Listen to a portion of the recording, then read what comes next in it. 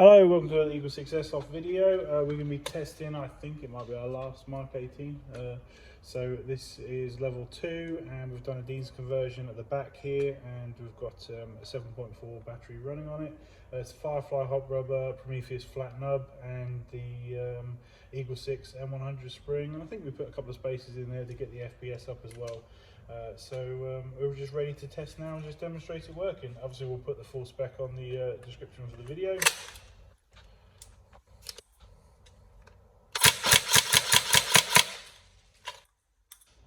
Put some ammo in it.